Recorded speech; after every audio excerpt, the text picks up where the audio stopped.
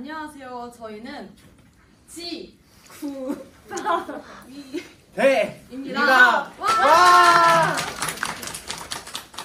저희는 어떠한 분야로 도별과제를 진행해볼지 이야기해보던 중에 공통 관심사인 예술적 상상력을 주제로 선정하게 되었습니다.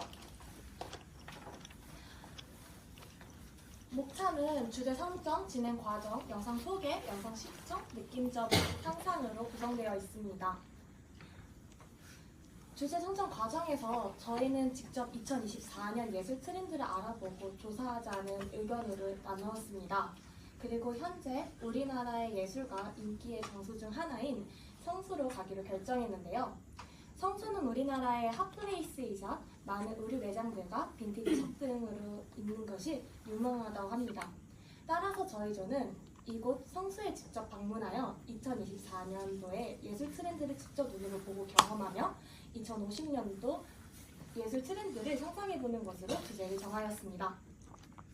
진행 과정은 사진처럼 저희가 이렇게 토의 시간을 활용해가지고 어떻게 또 어디서 촬영을 할 것인지 의견을 공유하였고, 전반적인 활동은 저기 보이는 것 같이 브레인스토밍을 통해 영상 촬영 계획을 구성하였습니다.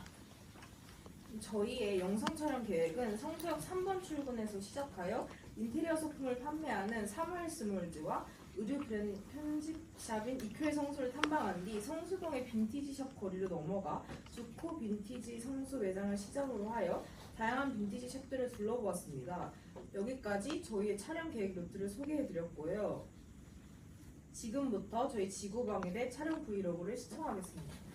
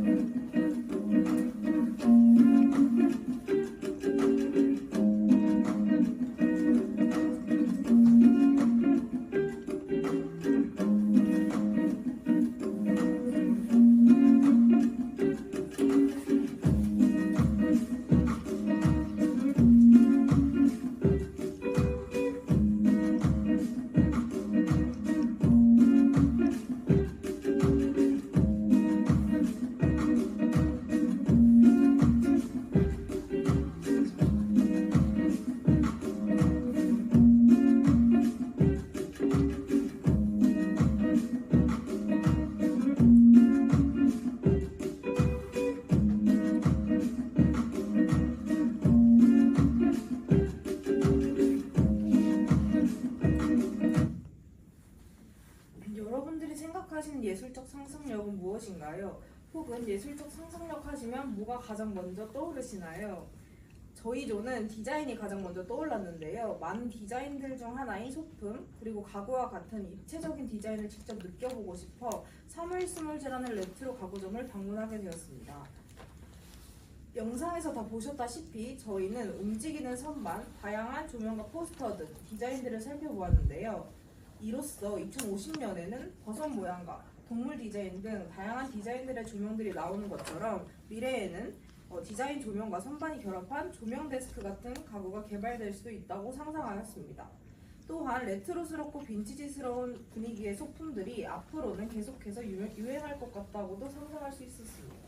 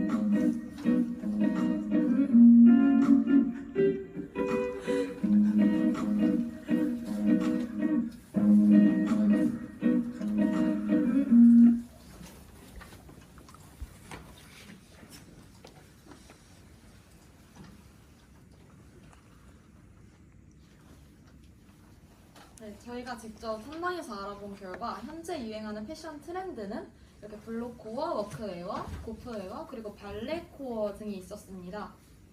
블록코어는 강렬한 색상 대비와 대담한 패턴 조합을 통해 시각적으로 이렇게 눈에 띄는 효과를 주게 됩니다. 주로 스포츠웨어에서 많이 볼 수 있습니다. 축구복, 야구복과 같은 스포츠 의류들을 일상생활에서 입는 코디입니다. 두 번째로 워크웨어는 원래 작업복에서 유래한 패션 스타일로 내구성이 좋고 실용적인 의류를 특징으로 합니다. 데님, 면, 두꺼운 직물 등 튼튼한 소재를 사용하여 주머니와 같은 실용적인 디테일이 강조됩니다. 현대 패션에서는 이런 실용적인 요소들을 유지하면서도 스타일리시하게 재해석한 의류를 말합니다.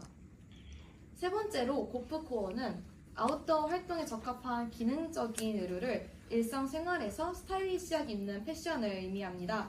방수 재킷, 등산화, 기능성 팬츠 등 아웃도어 장비가 패션 아이템으로 사용됩니다. 실용성과 스타일을 동시에 추구하는 것이 특징입니다. 예를 들면 이렇게 노스페이스 또는 아크텍스와 같은 브랜드를 예시로 들 수 있겠습니다. 마지막으로 발레코어는 발레에서 영감을 받은 스타일로 여성스럽고 로맨틱한 분위기를 연출하며 발레의 우아함과 고급스러움을 일상 패션에 적용한 스타일입니다. 오늘 저희는 이러한 앞서 말한 스타일들을 직접 적용해 보았는데요.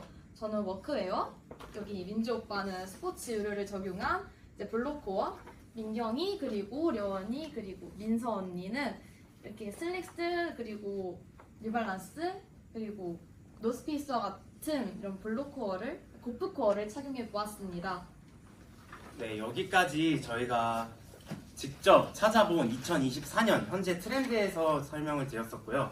그 다음으로는 저희가 이렇게 직접 눈으로 보고 경험하면서 느껴본 최종적으로 미래에 이제 어떠한 트렌드가 새롭게 생겨나고 유행할 것인지 예측을 해보았습니다. 그래서 총 이렇게 세 가지를 예측을 해보았는데요. 네. 먼저 이 우주복 보이시나요?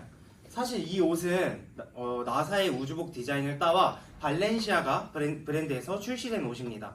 아직은 생소하고 어렵겠지만 미래에는 우주복이 우리의 실생활복으로 새롭게 디자인되어 우주코어라는 트렌드로 자리 잡을 수 있겠다고 새롭게 생각을 해보았고요. 네, 다음으로는 현재 스포츠 의류들이 저처럼 이렇게 블록코어로서 활용되는 것처럼 도복, 우리나라의 도복이 하나의 트렌드로 자리 잡을 수 있지 않을까 생각을 했습니다. 지금 보이시는 이 옷은 실제로 작년에 여러분 지드래곤 알죠? 네, 지드래곤이 피스-1이라는 본인의 브랜드를 운영하고 있는데 작년에 나이키와 함께 콜라보를 진행하여 이렇게 도복을 발매한 적이 있었어요. 이게 진짜 도복 경기할 때 입으라고 나온 옷이 아니라 그냥 편하게 일상생활에 자켓처럼 걸치라고 나온 옷입니다. 그래서 저희가 전달드리고 싶은 것은 절대 저희의 생각이 허무맹랑한 그런 상상력이 아닌 실제로 지금 시도가 되고 있고 아직은 대중화되지 않았지만 미래에는 충분히 하나의 트렌드로서 자리 잡을 수 있을 것이라고 생각합니다. 네, 세 번째로는 항공기의 스튜어디스 분들을 보면 새로운 복장을 입고 있는 걸 알 수 있는데요. 최근 마땡킴 브랜드에서 에어로케이 국내 항공사와 협작하여 스튜어디스 분들의 복장을 새롭게 디자인한 사실이 있습니다. 현재는 항공기 내에 근무하는 스튜어디스 분들을 위한 의류만 제작되었지만 미래에는 우리도 실제로 입고 다닐 수 있는 그런 항공사, 그런 스튜어디스 코어도 점차 유행할 것이라고 예상을 하게 되었습니다. 마지막으로 저희가 이번 활동을 통해 느낀 점을 짧은 문장으로 소개해드린다면 유행은 돌고 돈다는 점, 그리고 우리가 예상치 못했던 패션 트렌드와 여러 예술 소품들까지 미래에는 다양한 제품들이 출시가 될 것이라는 상상을 하게 되었습니다. 여기까지 저희 6조가 준비한 예술적 상상력을 마치도록 하며 인사드리겠습니다. 감사합니다. 열심히 준비. 네, 저희 3조 발표 시작하겠습니다. 저희 프로젝트 제목은 미래의 한성이고요. 저희 동기와 목적부터 말씀드리면 저희는 일단 미래의 한성대학교를 상상해서 프로젝트를 진행했고 프로젝트 동기는 저희가 평소 가지고 다니던 카드와 신분증 같은 저희가 생활하면서 꼭 필요한 물건들을 계속 갖고 다녀야 되는 것에 불편함을 느껴서 이를 어떻게 해결하면 좋을지 상상력을 발휘했고요. 그래서 저희 이를 해결하기 위해서 인간의 몸에 칩 하나를 심어서 모든 생활이 가능하게 하는 그런 편리한 시스템을 생각해 보았습니다. 저희가 사용한 상상력의 유형은 과학적 상상력과 미래 기술적 상상력을 융합해서 과학적 상상력으로 기존의 어떤 것에 대해서 호기심을 가졌고, 미래 기술적 상상력을 사용해서 현재에는 존재하지 않으나 미래의 추후 개발될 수 있는 기술들을 사용해서 프로젝트를 진행했습니다. 저희가 생각한 결과는 4가지가 있는데요. 첫 번째로 칩을 심음으로써 생길 수 있는 편리함적인 측면에는 카드를 일일이 들고 다니지 않아도 칩만 인식하면 바로 계산되는 부분과, 그 다음에 저희 건강 측면에서 몸 상태를 실시간으로 휴대폰에 띄우게 해주는 그런 연동 시스템을 생각했고요. 또한 칩을 심어서 신분 세탁이나 약간 위조 같은 그런 불법적인 행위가 일어나지 않을 수 있게 할 수 있고, 이렇게 3가지의 긍정적인 측면이 있었으나 마지막으로 이제 부정적인 측면으로는 인간의 몸에 어쨌든 칩을 심는 것이기 때문에 인간과 로봇 사이의 경계가 좀 모호해져서 윤리적인 문제가 생길 수 있다는 생각을 했습니다. 저희가 프로젝트 진행하는 계획과 과정은 상상 시작하기부터 시작해서 마지막 성찰하기까지 이렇게 5개의 과정으로 나눠서 진행을 했고요. 일상에서 불편한 점이 무엇인지를 생각하는 것부터 시작해서 이를 어떻게 해결하면 좋을지, 또한 미래에는 어떻게 이를 해결할지 등을 진행했고, 마지막에는 성찰하면서 프로젝트를 마무리했습니다. 첫 번째로 이제 상상하는 과정 속에서 첫 번째로 실험적 사고를 통해서 어떤 문제를 어떤 아이디어로 해결할 수 있을지 상상했고, 두 번째로 브레인스토밍과 스탬퍼 방식을 활용해서 좀 더 아이디어 창출을 다각화해서 정리를 했고요. 마지막으로 이제 구체적으로 형상화를 통해서 50년 뒤의 미래에서 우리가 이런 칩 기술을 어떻게 사용할 수 있을지 만화 형식으로 표현하게 되었습니다. 네, 이렇게 상상을 실행하는 과정 속에서 일단 칩을 심는 과정으로 저희가 결정을 했고요. 칩을 심는 기술적 실현 가능성과 기대 효과를 상상해서 과연 이 기술이 미래에 실제로 나타날 수 있는지, 또는 어떻게 사용 가능한지, 또한 어떤 윤리적 문제가 발생할 수 있는지를 상상 실현하는 과정 속에서 정리를 했고요. 부항하는 과정 속에서 이 아이디어가 실제로 구현됐을 때 우리 삶에 어떤 변화가 생겼는지를 상상하면서 이렇게 3가지 방향으로 정리를 했고, 또한 이렇게 생각한 3가지 방식을 좀 더 구체화해서 신분증 대용으로 사용된 개인 식별 코드나 건강 상태를 휴대기기로 확인한다는 점, 또한 카드 결제 대용으로 몸속에서 IC 칩을 또 대체한다는 점으로 구체화를 했습니다. 저희가 프로젝트를 진행하면서 예상됐던 장애의 해결책은 저희가 아무래도 시간이 좀 다르다 보니까 만나서 촬영을 하는 과정 속에서 약간 조율의 어려움을 느꼈고요. 또한 어떻게 이 프로젝트에서 역할을 분담해야 되는지에 대해서 또 어려움을 느꼈고, 네, 이렇게 크게 2가지로 저희가 프로젝트 진행하는 데서 어려움을 느꼈습니다. 이렇게 최종 결과물 이제부터 보여드릴 건데, 저희가 만화식으로 만들어서 그냥 편하게 지켜봐 주시면 될 것 같습니다. 일단 수업이 이제 끝났고요. 이제 관계자가 나와서 칩을 아직도 안 심은 학생들에게 칩이 새롭게 나왔다는 걸 공지해주고 있습니다. 그래서 이제 칩 안 심은 학생들에게 관리자가 직접 칩을 씌워주는 장면이고요. 자, 이제 칩에 대해 설명해줄 장면인데, 일단 칩을 통해서 저희가 지금은 이제 출석 앱에 들어가서 일일이 누르는 방식으로 진행이 되는데, 이제 그냥 문만 열고 들어가도 바로 출석이 되는 부분과, 또한 센서에 갖다 대면 바로 이제 결제가 되는 부분, 그 다음에 이제 주민등록증으로 바로 신분 인식이 가능하게 하는 부분, 3가지로 설명이 되고 있습니다. 이렇게 학생들이 칩에 대해 신기해하면서 바로 어떻게 쓸지 준비하는 장면이고요.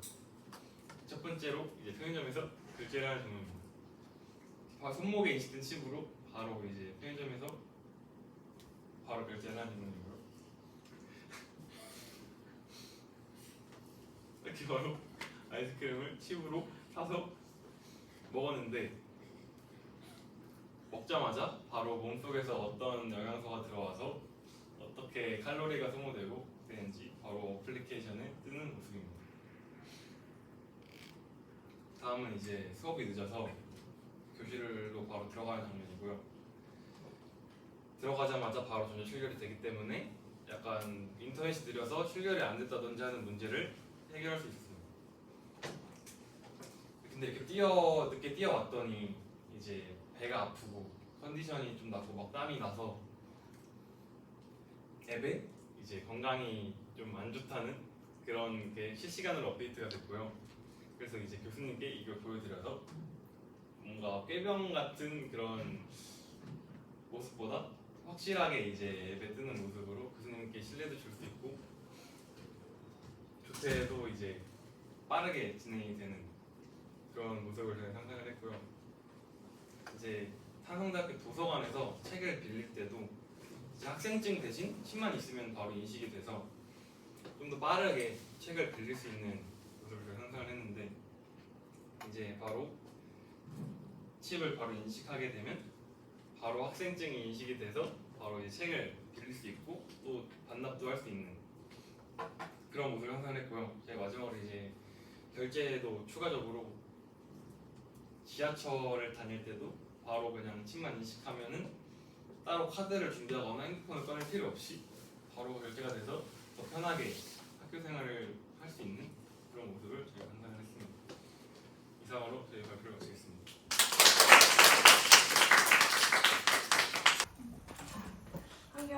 환경 관련 주제로 발표하는 4조입니다.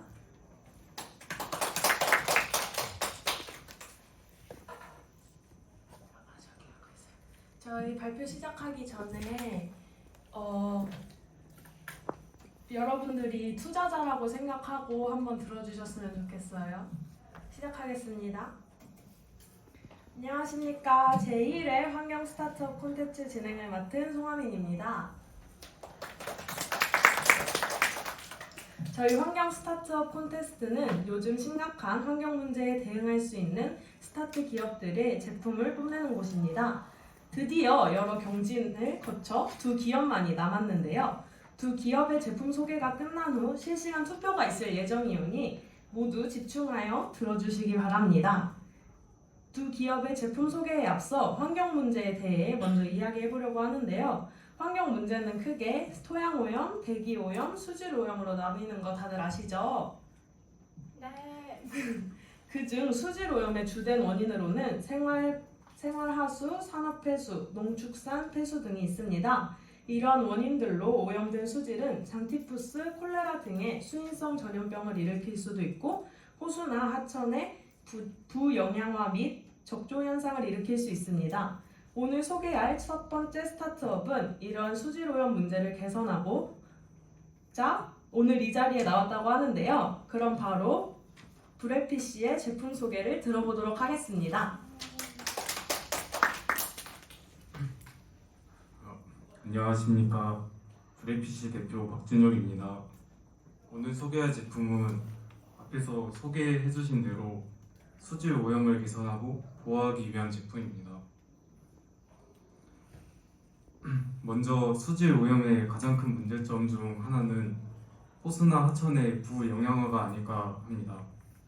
부영양화란 화학 비료 등으로 물에 인이나 질소 같은 영양분이 과잉 공급되어 식물의 급속한 성장 또는 소멸을 유발하고 물속에 사는 식물, 원생생물 또는 세균계 생물들이 과도하게 번식하게 하여 심층수의 산소들을 빼앗아 생물을 죽게 하는 형상을 말합니다. 생물이 죽으면 그 생물이 부식되어가는 과정 속에서 또 한 번 영양분이 계속해서 과잉 공급이 된다고 합니다. 그런데 이런 형상을 불의옥잠이 이걸 완화시켜준다고 합니다. 앞에 보시면 불의옥잠의 장단점이 적혀 있습니다. 저희 브레피씨는 불의옥잠의 장점은 살리고 단점은 보완한 제품을 가져와 봤는데요. 먼저 불의옥잠의 장점으로는 인과 질소를 흡수시킨다는 점이고요. 단점으로는 이게 더운 지방인 열대 지역과 아열대 지역에서만 서식을 합니다. 또한 과도하게 많은 수가 번식을 하게 되어 너무 많은 불회옥장으로 인해 산소 부족이 생길 때도 있습니다. 또한 부패 시 여러 문제가 발생하기도 하고요.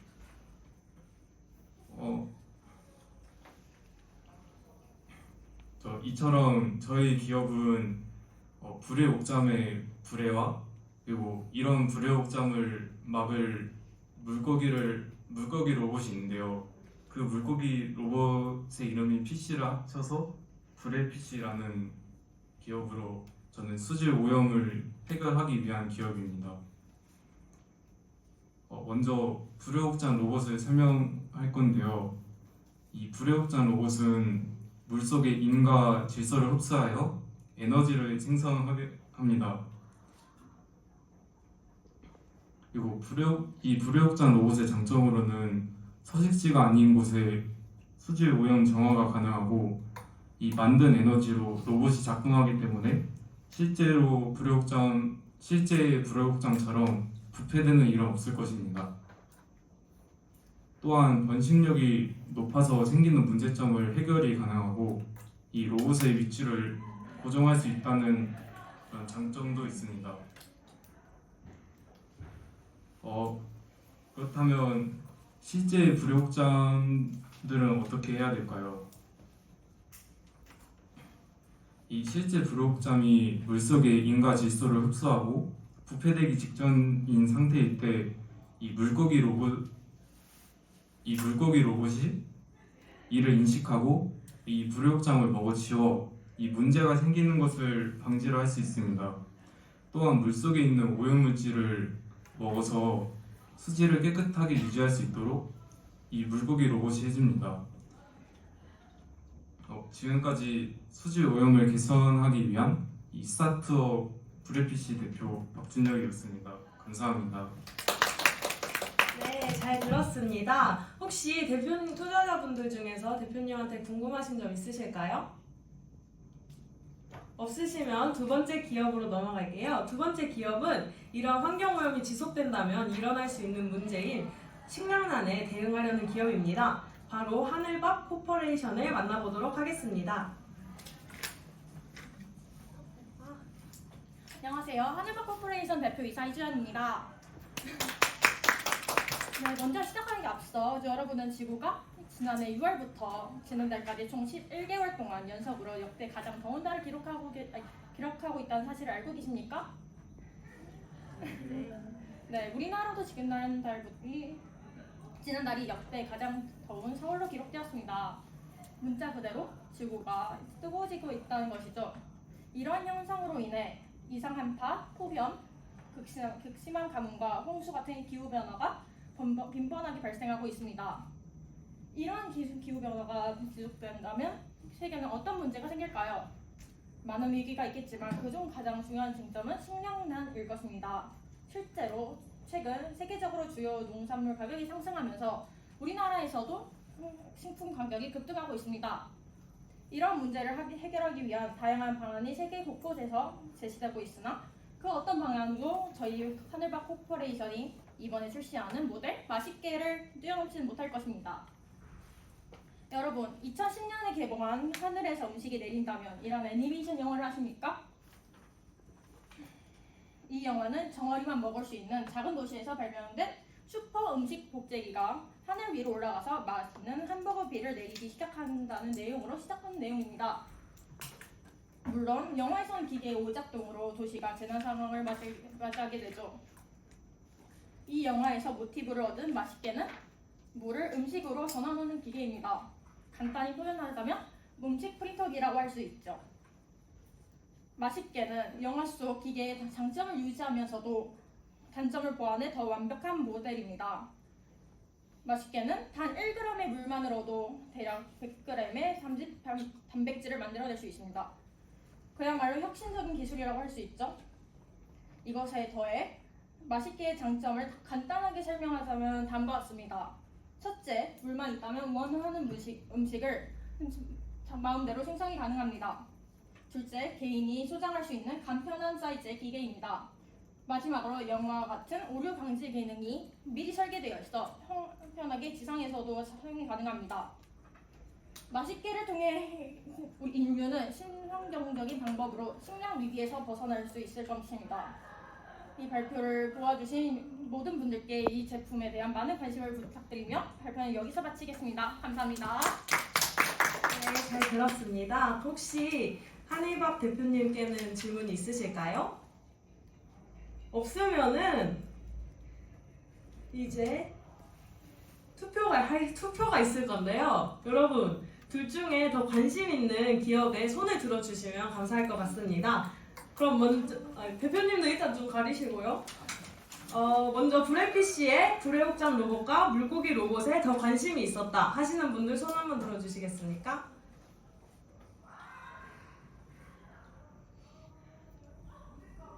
좋습니다. 그럼 두 번째로 하늘밥 기업의 맛있게가 더 관심이 있었다. 손 들어주시죠.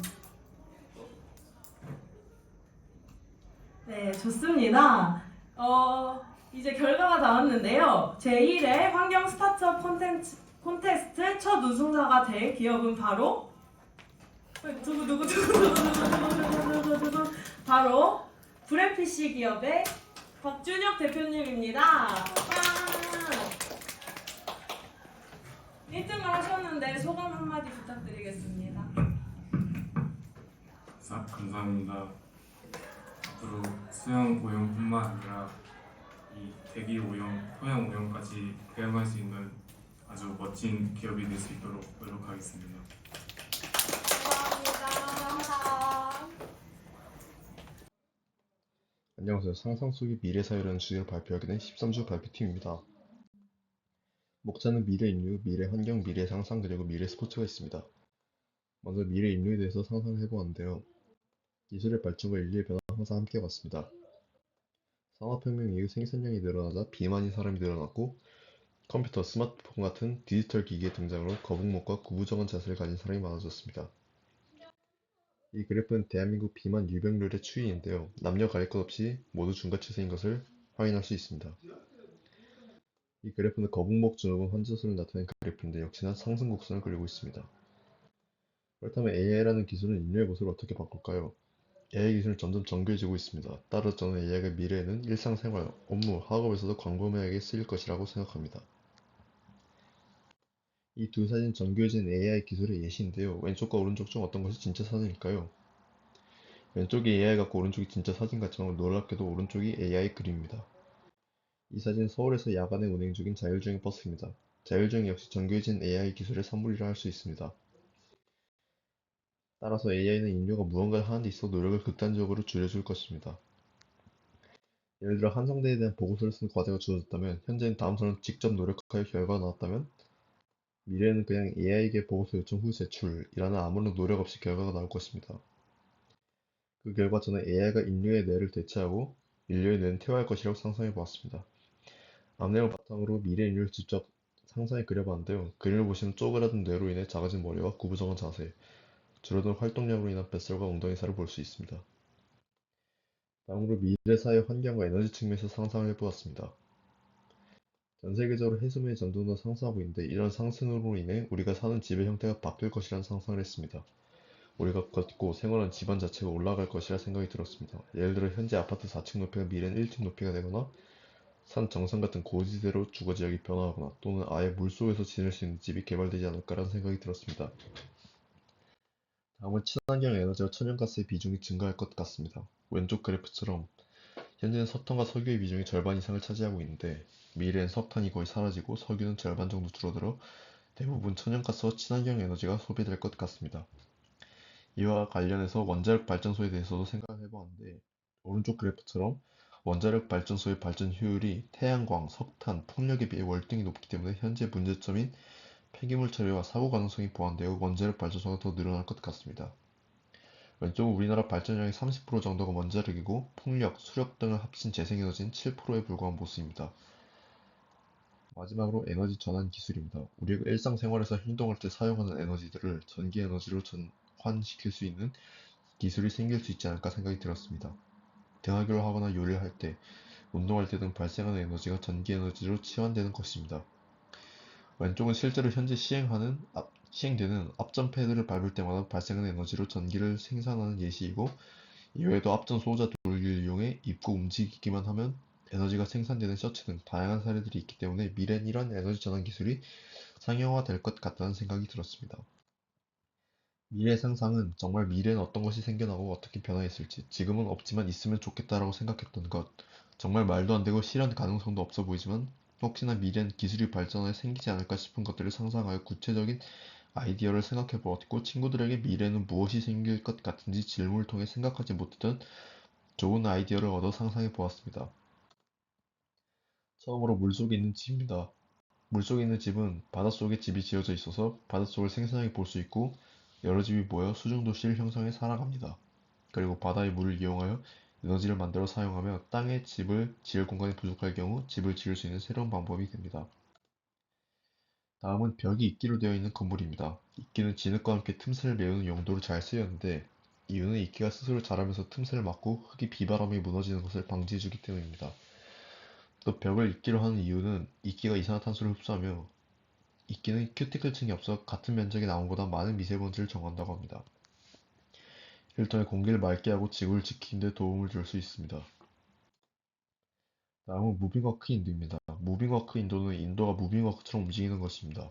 인도가 무빙워크처럼 된다면 걷는 속도에 인도가 움직이는 속도가 더해서 빠르게 이동이 가능합니다. 그리고 다리가 불편하거나 아픈 사람들이 걷지 않아도 이동이 가능해서 쉽고 편리하게 밖을 이동할 수 있습니다. 다음은 기억 보존 장치입니다. 기억 보존 장치는 인사이드 아웃의 기억 구슬처럼 기억이 담겨져 있어 기억을 보존할 수 있는 장치입니다. 재미있었던 혹은 꼭 남기고 싶은 기억을 생생하게 저장하여 보관하고, 다시 기억하고 싶거나 그때의 감정을 다시 느껴보고 싶을 때 이 장치를 이용하면 다시 생생하게 기억하고 느낄 수 있습니다. 또 기억을 잊어버렸을 경우에 기억 보존 장치를 통해 잊은 기억을 되찾을 수 있습니다. 그리고 미래의 후손들이 과거 사람들이 저장해둔 기억을 보고 과거를 진짜처럼 경험해 볼 수 있습니다.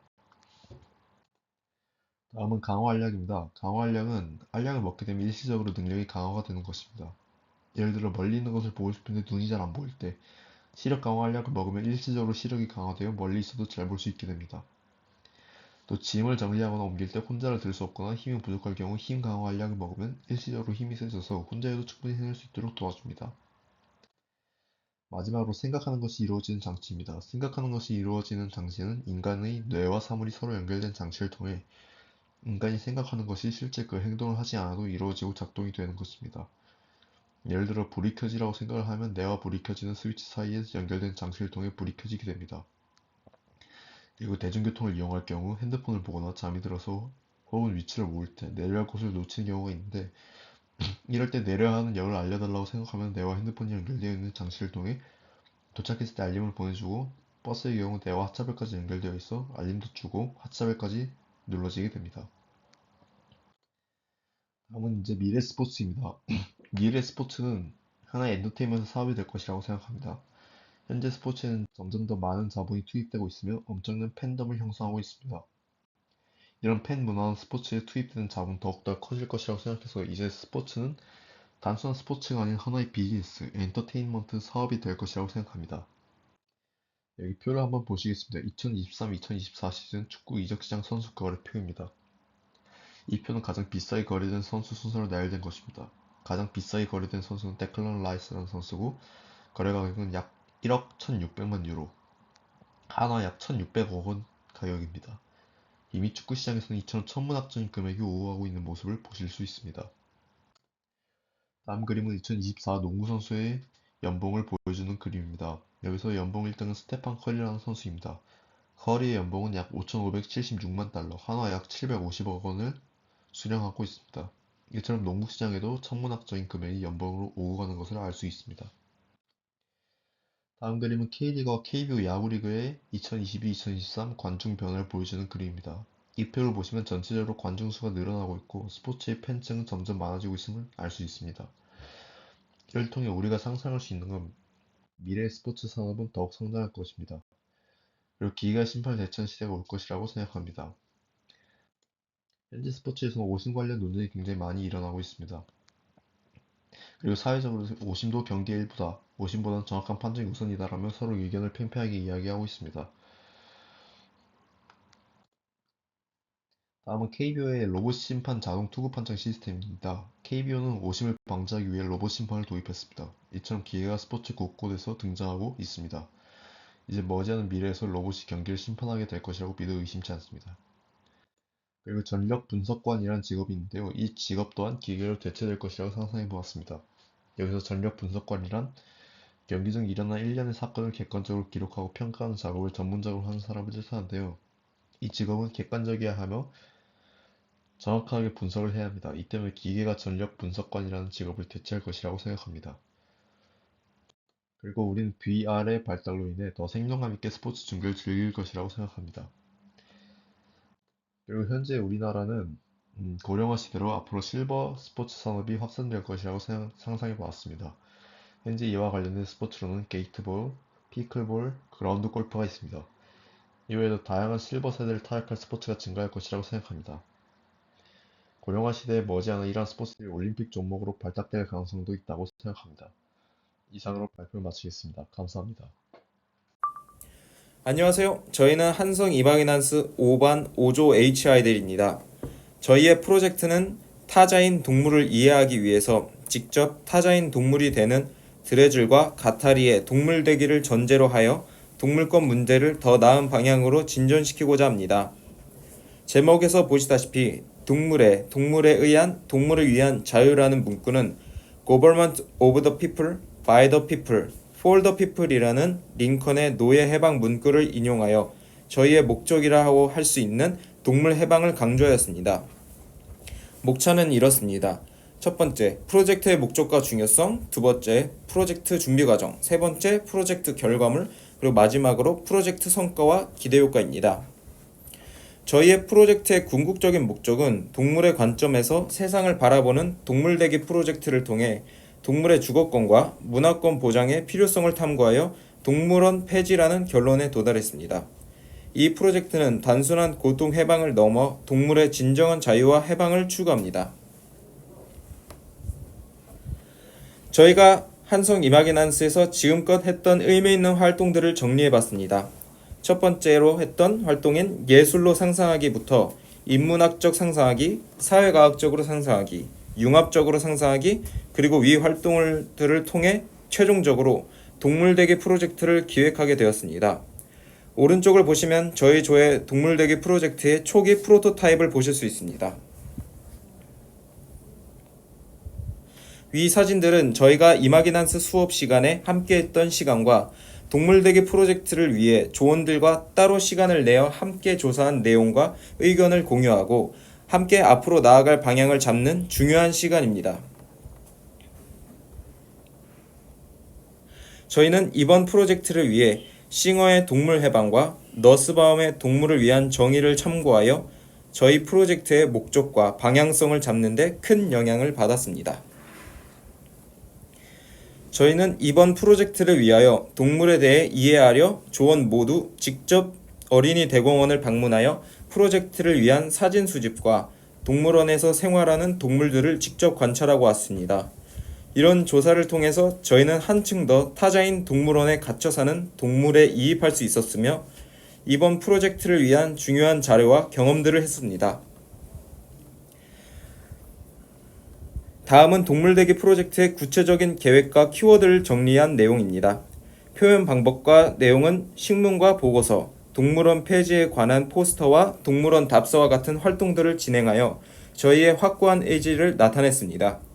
프로젝트 목적으론 위 활동들에서 영감을 받아 조원들과 함께 상의하여 동물들의 진정한 자유를 프로젝트의 궁극적인 목적으로 삼았습니다.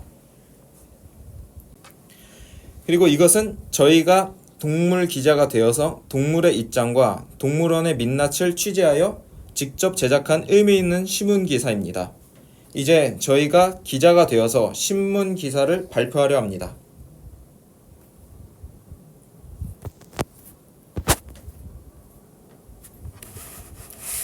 서울의 한 동물원에서 코끼리 엘리와 펀트가 연이어 사망하면서 동물원 관리의 문제점이 크게 부각되고 있습니다. 엘리는 2022년 8월 22일, 펀트는 2024년 5월 22일 스트레스와 우울증으로 사망했습니다. 이들은 좁은 공간과 사회적 유대 부족, 관람객으로 인한 스트레스로 건강이 약화된 것으로 보입니다. 특히 펀트의 머리를 흔드는 행동은 스트레스를 방어 행동이었습니다.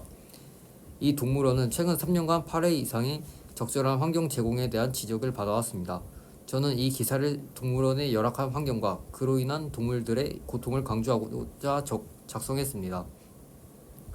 동물들이 겪는 스트레스와 부적절한 생활 환경의 심각성을 알리고 동물원의 관리와 운영 방식에 대한 비판을 알리고 싶습니다. 이 기사를 통해 동물원의 철폐의 필요성을 강조하고 독자들에게 문제의식을 일깨우는 의도로 작성하였습니다. 안녕하세요. 침팬지 기자 이학현입니다. 여러분, 침팬지가 사는 지역마다 언어와 문화가 다르다는 것을 아십니까? 예를 들어 서아프리카에서는 견과류를 깨기 위해서 돌멩이를 쓰지만 동아프리카에서는 손을 사용합니다. 이처럼 침팬지는 지역에 따라 차이가 보입니다. 보통 동부지역 열대우림 습지에 사는 침팬지는 공동사냥, 공동먹이 등 협동과 연합을 강조합니다. 하지만 서부 사바나 숲에 사는 침팬지들은 도구를 많이 사용하며 개성과 독립을 강조합니다. 또 서부와 동부 침팬지는 자주 싸운다고 합니다. 저는 이러한 침팬지 문화를 이용해서 동물원 폐지라는 하나의 목표를 위해 동부는 동부의 방식대로, 서부는 서부의 방식대로 제시한 뒤 서로 다르지만 하나의 목표를 위해 이념을 초월하고 좌우합작이 일어났다는 것을 기사로 썼습니다. 안녕하세요. 범고래 자유를 갈망하는 목소리를 작성한 범고래 기자 이정현입니다. 멸종위기 보호와 연구라는 목록으로 포획당해 동물원과 수족관에 강제로 이송당한 저희 범고래 동포들의 자유를 갈망하는 목소리가 커지고 있습니다. 2009년 5월 범고래쇼라는 이름의 강제 노역을 당한 틸리쿰 씨는 극심한 스트레스로 3명의 사고사에 연루된 바 있으며 오랫동안 자신과 함께한 조련사를 살해했다고 합니다. 유일한 남성이었던 틸리쿰 씨는 돌아가시기 전까지 시월드에서 번식용 고래로 이용당하셨으며 수족관에 사는 범고래들은 스트레스와 건강 악화로 등지러미가 함몰되었다고 합니다. 또한 2023년 3월 11일에는 키스가 씨가 돌아가셨는데 죽기 전부터 극심한 스트레스 현상을 보이며 수조에 머리를 여러 번 박아 버리는 안타까운 모습을 보였습니다. 이처럼 인간들은 우리 범고래들의 권리를 침해하며 비윤리적인 행동으로 모욕감을 주었습니다. 이상 이정현 기자였습니다. 안녕하세요. 원숭이 기자 장성현입니다. 국내외 동물원의 원숭이들이 극심한 스트레스에 시달리고 있다는 사실을 아십니까? 원숭이들은 자연과 다른 서식지에서 생활하면서 스트레스 받는 경우가 많고 이는 건강 문제로 이어질 수 있습니다. 원숭이는 사회적 동물로 다른 개체와의 상호작용이 중요한 동물입니다. 동물원은 단순히 동물을 전시하는 공간을 넘어 이들의 복지를 책임져야 하며 동물들이 건강하고 행복하게 생활할 수 있도록 해야 합니다. 동물원의 원숭이 보호는 선택이 아닌 필수입니다. 지능 높은 영장류인 원숭이가 체계적인 관리하에 보호받을 수 있도록 동물 복지에 대한 아낌없는 투자와 노력이 필요합니다. 이상 원숭이 기자 장성현이었습니다.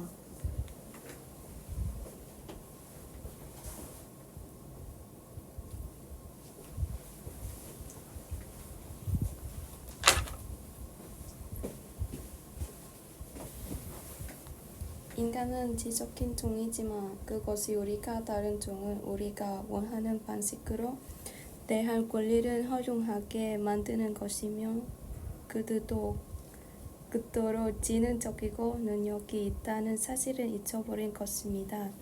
돼지가 도살달하고 도리가 가족은 벗고 원숭이가 인간을 즐겁게 하기 위해 우리의 다른 동물의 입장에 우리 자신을 둔 적이 있습니까?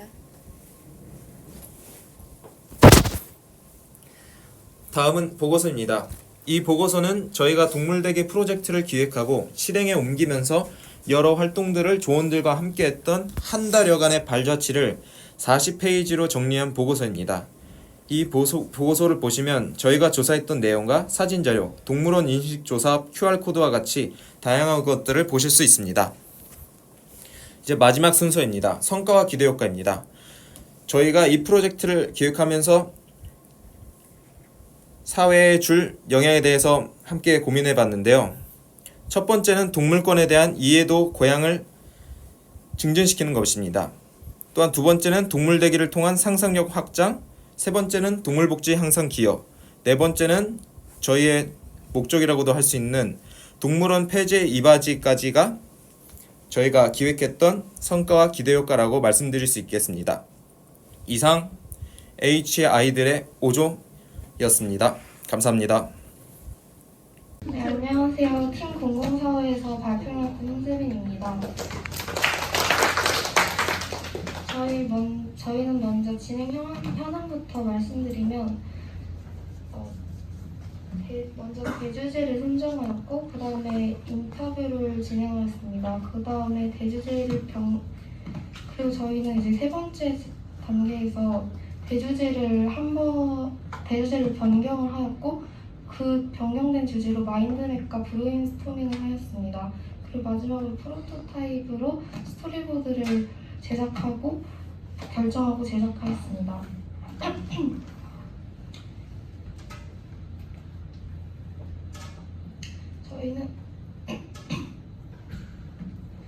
저희 상상형 프로젝트는 주제는 조적 자원이라는 건데요.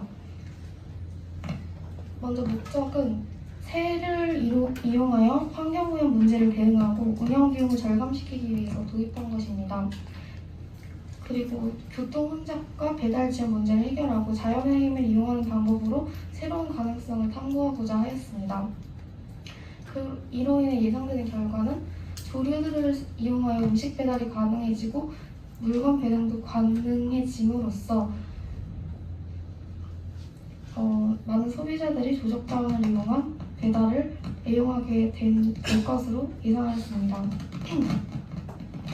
실행 계획으로는 1차적으로는 새들이 최대한 배달 사고 없이 물건을 전달할 수 있도록 훈련을 시키는 플랫폼을 개설한 후에 서비스를 시작하는 것이고요. 그리고 새들에 따라서 등급을 나누어서 객체마다 가격을 차별화시키는 것으로 차별화를 두었습니다. 예를 들면 참새는 배달 가격이 100원, 비둘기는 1,000원 이런 식으로 객체마다 등급을 나누는 것이었습니다. 그리고 예상되는 단점 후 구조물이 많은 곳들에 새들이 보고 피할 수 있는 스티커를 부착하거나 그런 식으로 이를 보완할 수 있는 점을 또 찾아보았습니다. 그리고 사람들이 새들을 사용해서 배달 중인 물건을 강탈해갈 수 있다는 점을 예상되는 장애물로 뽑았는데요. 그럼 이로 인해 새로운 법을 개정하여 배달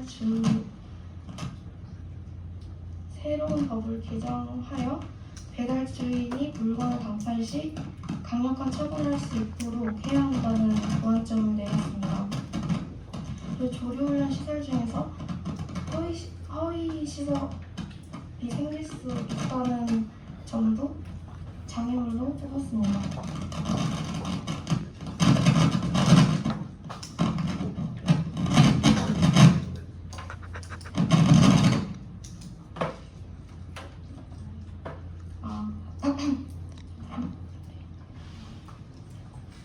이제 저희는 공감하기 단계에서 첫 번째로 나온 주제는 사실 대중교통 에티켓이라는 주제였습니다. 하지만 저희는 처음에는 대중교통을 통해서 이 대중교통 에티켓, 사람들이 지키지 않은 에티켓을 어떻게 해결할지를 상상하다가 이로 인해서 대중교통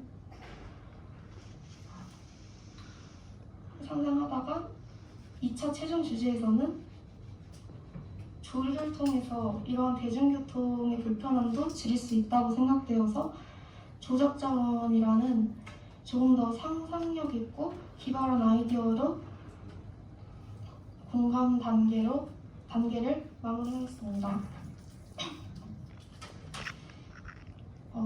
작성과 발송하기 단계에서는 마인드맵과 브레인 라이팅을 통해서 조적자원이라는 주제를 좀 더 구체화시켰습니다. 그래서 실제로 우리 주변 새들을 이용하게 된다면 어떤 일이 벌어질지 상상해보았고 브레인 라이팅을 통해서 이러한 문제점들 해결 방안을 두어서 실현 가능성을 조금 더 높여보았습니다. 나중에 생성 실행하기 단계에서는 스토리보드를 통해서 영상을 찍기 전 스토리보드를 완성하였습니다. 그래서 저희가 스토리보드를 통해서 만든 영상을 보여드리겠습니다.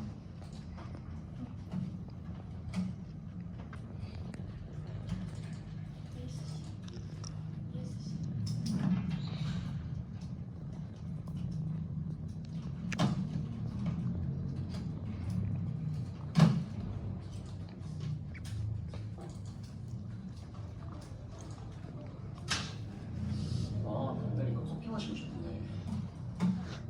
커피 시켜야지. 어디 보자. 이 정도라네.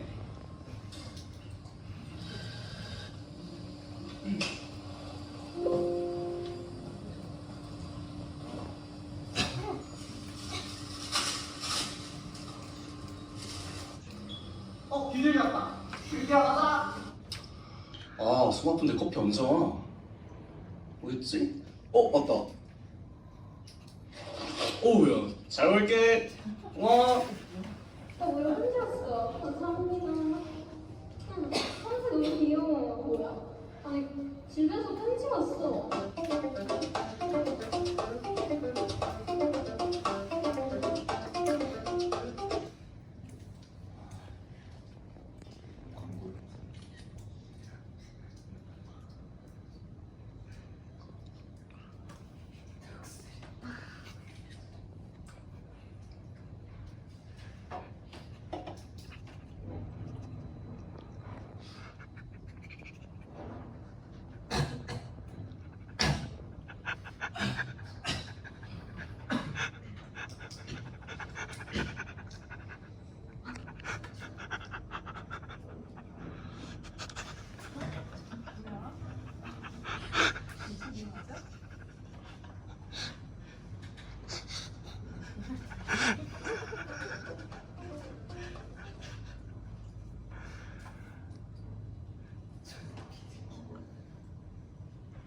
이게 뭐야?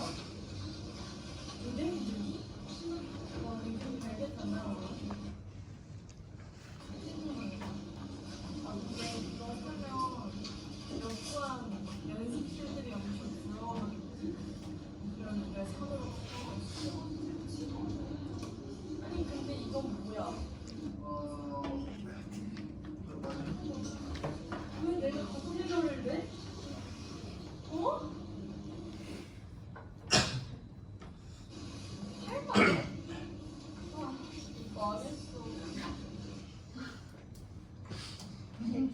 이렇게 이렇게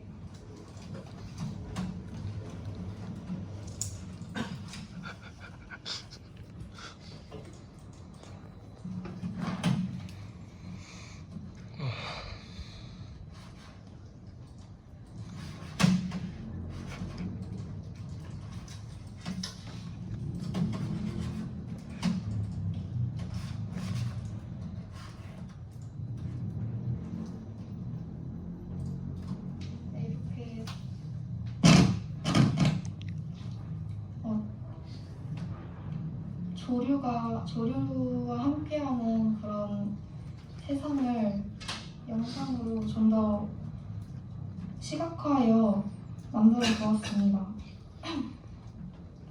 그래서 한 학기 상상의 프로젝트에 대한 팀원들의 소감을 한 명씩 얘기해 보자면, 먼저 정예지 학생은 팀원들이랑 같이 신기한 상상을 마음껏 하면서 재밌었고 팀 프로젝트로 인해서 많이 성장한 것 같다는 생각을 하였습니다. 소감을 밝혔습니다. 저는 상상을 실현시키는 과정에서 회의 방법이랑 기획서 작성 등으로 많은 걸 배웠고 매우 뜻깊은 시간임을 느꼈습니다. 정효진 학생은 이상하다는 소리를 정말 많이 듣는데 이번 프로젝트에서 효진 학생의 의견이 정말 새롭고 좋은 의견이라는 게 인상 깊었고, 상상에서 멈추지 않고 이것을 구체화시켜서 실현하는 과정이 정말 재밌었다고 밝혔습니다. 한태양 학생은 말도 안 되는 편견을 가지고 모든 걸 바라봤던 게 후회됐고 말도 안 되는 것은 이상이 없는 것 같다는 소감을 밝혔습니다. 김정욱 학생은 다른 프로젝트와 다르게 자유롭게 이야기하는 방식의 회의가 너무 좋았고 상상만 했던 것을 실현시킨다는 것도 정말 좋은 경험이었다고 밝혔습니다. 황다준 학생은 팀 프로젝트는 언제나 부담으로 다가왔지만 이번 프로젝트는 정말 좋은 시간이었다고 하였습니다. 그리고 이번 미래에 대해 상상해본 일이 별로 없었는데 이번 기회로 많은 생각을 하게 된 것 같다고 밝혔습니다. 이것은 이해를 돕기 위한 첨부 자료입니다. 이것으로 발표를 마치겠습니다. 감사합니다.